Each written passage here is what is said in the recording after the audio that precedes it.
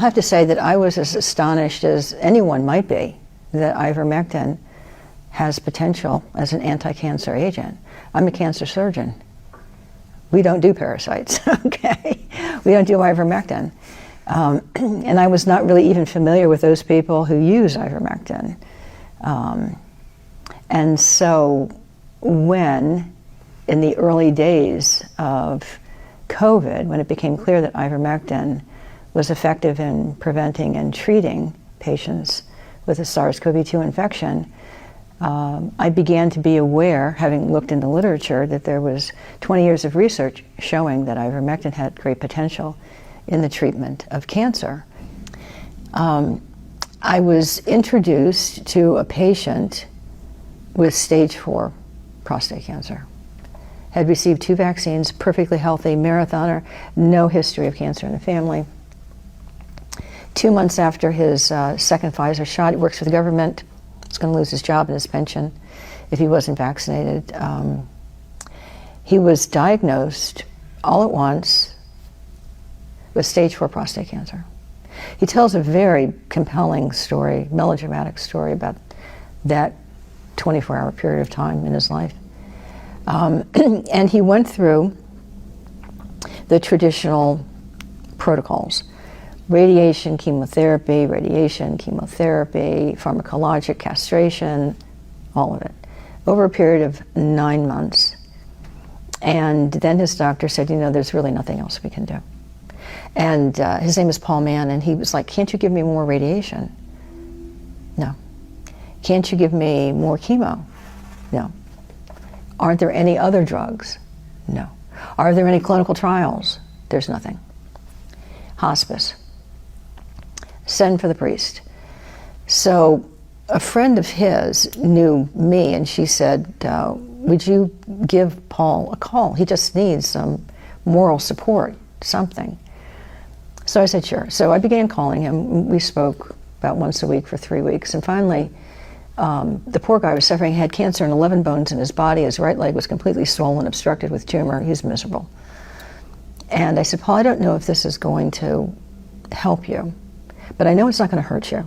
I just can't imagine, based on my judgment and understanding of the scientific literature and all of the work that Drs. Corey and Merrick had done, and others around the world, that ivermectin would hurt you. It might help. I can't say. So he said, you know, I'll give it a try. And he drove to Tennessee, where you could get it without a prescription. P.S. I discovered last night, having dinner with Paul and his wife, Terry, he drove from where he lives in Missouri to Tennessee and paid cash for his ivermectin. That's it. He didn't submit it to an insurance company. He didn't tell anybody back in Missouri, his oncologist. No. His ivermectin prescriptions are listed in his chart. How did that information get from the pharmacy in Tennessee to his chart in Missouri? We don't know. Somebody does. I'd like to know myself. Anyway, he starts taking ivermectin, and he doesn't have any problems with it. And I talk to him every week. And how are you feeling? Well, no change.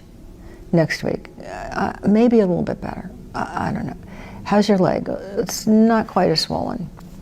How's the pain? Pain everywhere. Maybe a little bit better. Slowly, slowly, slowly. Not getting worse. Not necessarily getting better, not getting worse. Fast forward. 2-month follow-up appointment at the clinic. They didn't expect to see him. Okay, he's like, Paul. He's feeling a little bit better. They do a PSA, which was off the charts to begin with. And if I'm not mistaken, at the time they randomized him to hospice, I think it was in the hundreds, maybe 700, 800. What does that mean exactly for the layperson? Over 4 would be abnormal. Mm-hmm. Okay, so what are we talking about here? Prostate cells normally secrete a protein, prostate-specific antigen. Mm-hmm. It's one of the things that they do. Cancer cells that originate in the prostate, that are dividing rapidly and growing fast, are spitting out PSA. Okay? It's not that they're contributing to the body economy in any way. It's just they just want to multiply and divide, and that's the end of the story.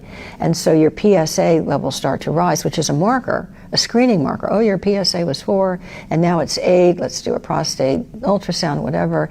So PSA can be a screen for the emergence of a tumor, but it can also be used, particularly at high levels, as evidence for cancer, response to cancer, recurrence of cancer. His was, it's supposed to be, 4, it's hundreds. Okay, he goes back for his 2-month appointment. It's 1.3. They said, you're in remission. Well, not, complete remission. He still had the bone mets, but you're in like a biochemical remission. Well, that was good news. Slowly, he begins to improve. Less pain, swelling is okay. A lot of other vaccine injuries, however, he's getting better. He's getting better. We're giving him nutritional support and other supplements. He's having TIAs, little mini strokes. But he didn't tell me about that because we were talking about the cancer. But over a period of time, I'm asking him questions. And I said, oh, you're having TIAs? His wife said, yeah, having TIAs. I said, what did the cancer doctors tell you? Because that's who he's seeing. They say it's not related to my cancer. It's like, so I get a call from his wife one evening. He's in the emergency room. He's had this TIA, whatever it is, catastrophic. And I said, Paul, what are they doing for you? And he said, well, they did a CAT scan of my head, and they said they don't see anything specific. It's a TIA, and it's not related to my cancer. They send him home. I said, did they do anything? No. I said, well, okay, call me crazy. I'm a cancer surgeon, but I think you need to see a cardiologist. I think there are things they can do, okay? And of course, I look it up really quickly, and of course there are things. So get him to the cardiologist, get him on blood thinners, no more problems with TIAs, okay? That's an indictment of the healthcare system. So he's getting better. About 9 months later, he's out dancing for 4 hours, 3 nights a week.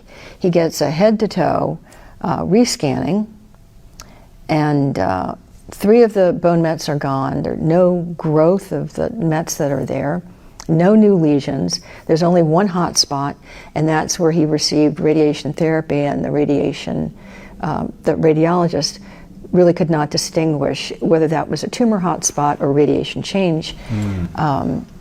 He is doing very well. The vaccine injury is a problem, but the cancer is no longer a problem, except for the fact that it's still there, and we want to get rid of it completely. And he said, he called me from a hockey game, and he said, if I didn't know I have cancer, I would not know I have cancer. That was patient number 1. I was like, that's interesting. A second patient crossed my path. A guy in his 70s who had been losing weight for a year and a half, 40 pounds, not vaccinated, 40-pound weight loss, smoker, drinker, all he does is fish. And he could no longer swallow, and he could hardly talk.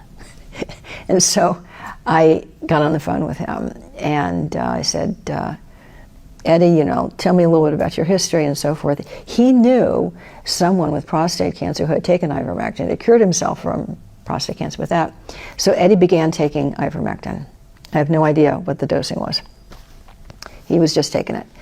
And I gave him some advice about diet and, try and get the weight back on and so on and so forth. Within a couple of weeks, he sounded stronger. Sounded stronger. He could swallow. He had gained 6 pounds. His voice was better. Followed him for the next couple of weeks, maybe another month or so, and I said, Eddie, we need to get a scan. He doesn't have insurance, he doesn't like doctors, whatever. He had been diagnosed in that interval with 2 esophageal tumors, unresectable. Surgeons wouldn't go near it. The doctor said, well, we'll give you chemo and radiation, and Eddie said, no, you're not. So he takes his ivermectin. Maybe about 6 weeks later, I said, Eddie, you need to get a scan. I had to argue with Eddie to get a scan. We got the scan. No tumors. Gone. Gone.